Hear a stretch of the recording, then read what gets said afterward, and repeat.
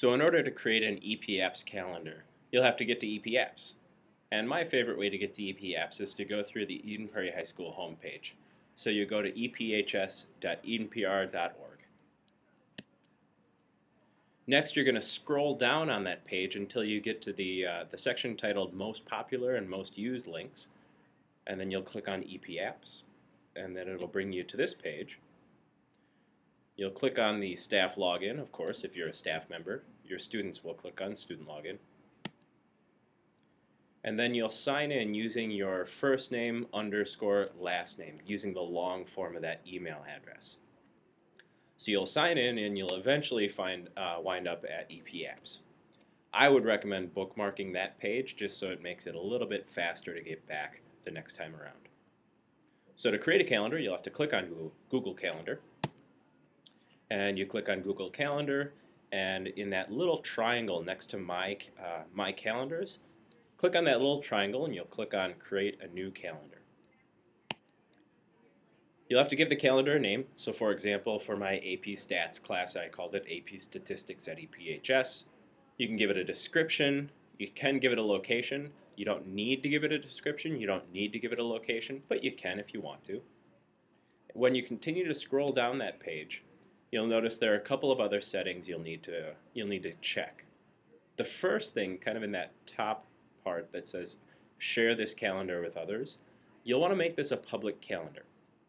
Now, public calendar doesn't mean anybody can go and edit it. It just means anybody can go and view it. And this is helpful if you want parents or others, other family members to see what the calendar is.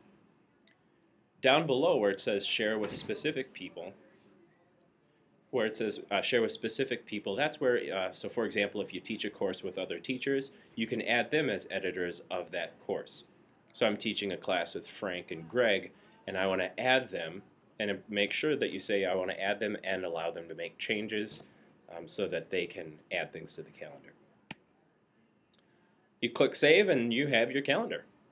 So to create events, all you have to do is click on the date that you want to start the event. If you want to have a test or an assignment or a project or something like that, click on the date, and then you can click on Edit Event to add some details. So for example, if I'm giving a test on February 8th, I would say it's an all-day event, even though it's not all day technically. And then make sure that the correct calendar is labeled. You'll probably have several different calendars. There might be a sort of a personal calendar or a calendars for different courses. Make sure you click on the correct calendar. You save the event and then you're good to go. You can see off to the right side I've got my Unit 1 and 2 test. And now I want to share the calendar with students.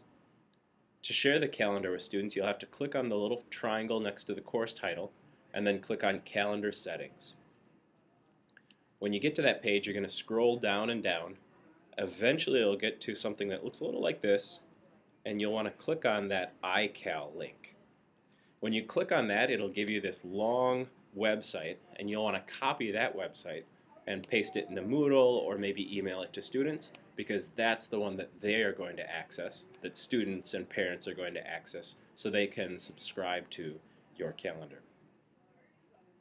So I think that's it. If you have any questions, feel free to email a coach or stop on down to the COF office in the Lakeside. Thanks.